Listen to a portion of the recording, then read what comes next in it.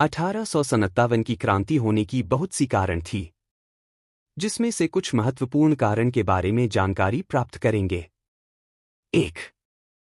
राजनीतिक कारण, लॉर्ड डलहौजी। 2.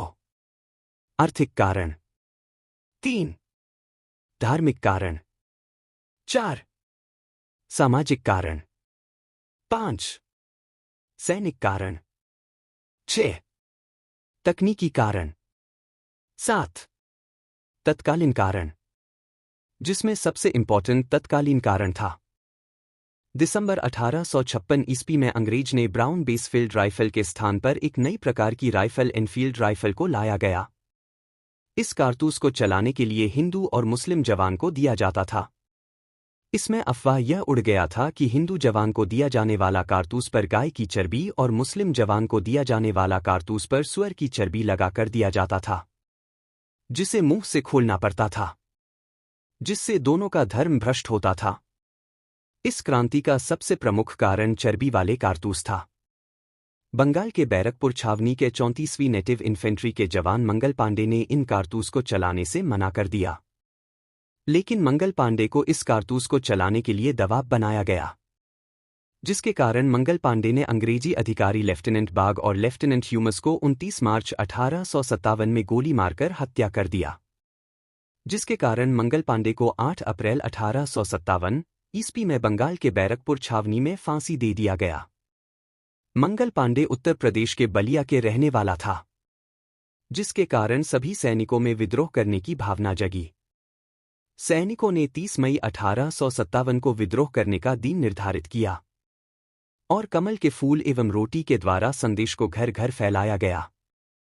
लेकिन हंसराज नामक एक गद्दार ने इसकी सूचना अंग्रेजी अधिकारी को दे दिया गया, जिसके कारण 20वीं नेटिव इन्फेंट्री और 3 एलसी के जवान ने कदम सिंह के नेतृत्व में 10 मई 1857 को विद्रोह कर दिया और पूरे छावनी के हथियार को लूटकर यमुना नदी को पार कर दिल्ली पहुंच गया और बहादुर शाह जफर को विद्रोह का नेता घोषित 11 मई को कर दिया।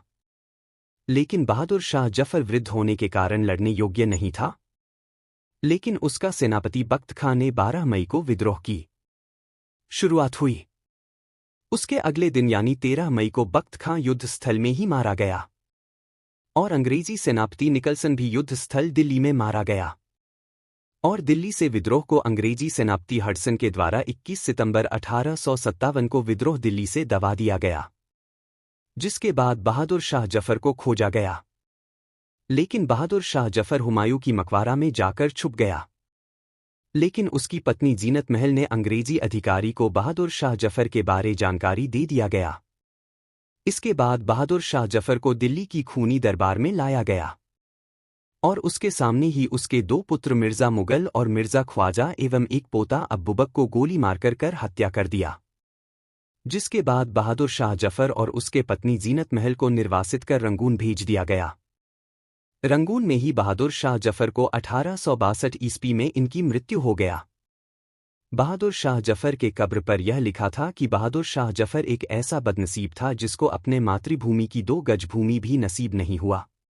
आज हम लोगों ने पढ़े 1857 की क्रांति में दिल्ली से विद्रोह की कहानी बहादुर शाह जफर के बारे में। आगे की कहानी हम लोग पढ़ेंगे दूसरी वीडियो में।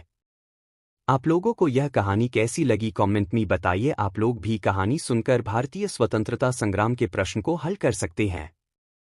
ऐसे ही वीडियो दिखने के लिए चैनल को सब्सक्राइब कीजिए। जय हिंद, जय भारत।